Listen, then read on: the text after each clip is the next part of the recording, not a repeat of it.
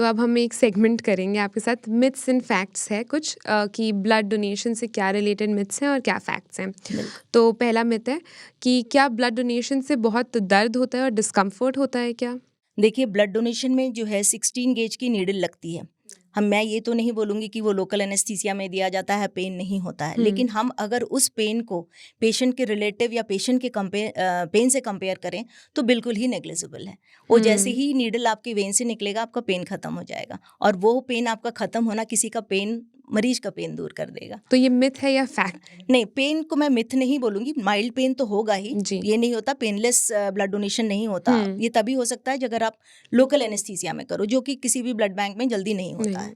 तो mild pen is there, तो it is not 100% myth. क्या ब्लड डोनेशन से खून की कमी हो सकती है और लॉन्ग टर्म हेल्थ इश्यूज हो सकते हैं? नहीं, बिल्कुल नहीं, बल्कि लॉन्ग टर्म हेल्थ इश्यूज नहीं, हेल्थ बेनिफिट होता है। खून की कमी में मैंने आपको बताया कि 1 ग्राम हीमोग्लोबिन जो है वो घटता है, and that is nothing for a donor जो कि हेल्दी है। करेक्ट। तो बेनिफिट्स में बहुत सारे बेनिफिट्स हैं। जैसे जो रेगुलर ब्लड डोनर्स होते हैं उनके अंदर ब्लड जो है गाढ़ा नहीं होता, तो हृदय रोग की कम संभावना होती है।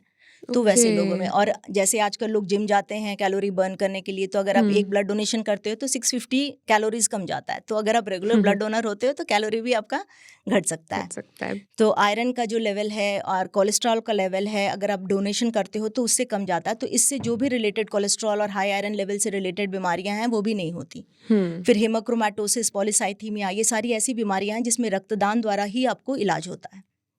उसके अलावा बहुत सारे, because you have asked about the benefit, तो एटलीस्ट 2-3 बेनिफिट्स तो बता ही दूं जो कि फिजिकल रिलेटेड है, जिसमें कि आपको न्यूअर सेल्स बनते हैं, जिसमें जो कोशिकाएं बोलते हैं, रेड सेल, प्लाज्मा, ये not plasma, red cell, platelets हुए, WBCs हुए, ये सारे जो है नए बनते हैं। इससे आपको री एनर्जाइज्ड फीलिंग होती है, एंडोर्फिन्स जनरेट होता है, जिससे कि आप जो है बीमारी को फाइट कर सकते हो।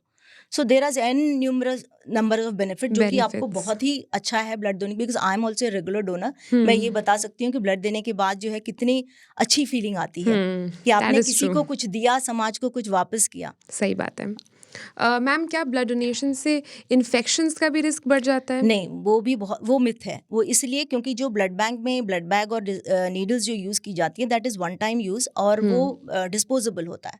तो ब्लड डोनेशन के दौरान इन्फेक्शन नहीं हो सकता। और ऐसा भी बोलते हैं कि टैटूज के बाद आप ब्लड नहीं दे सकते। हाँ, ऐसा तो सही है? टैटू के बाद जो है there is a deferral criteria. उसका रीज़न क्या होता है कि टैटू बहुत जगह अच्छे कंडीशन में नीडल से नहीं यूज़ किया जाता। तो 1 साल तक अगर आपने टैटू कराया है तो आप ब्लड नहीं दे सकते।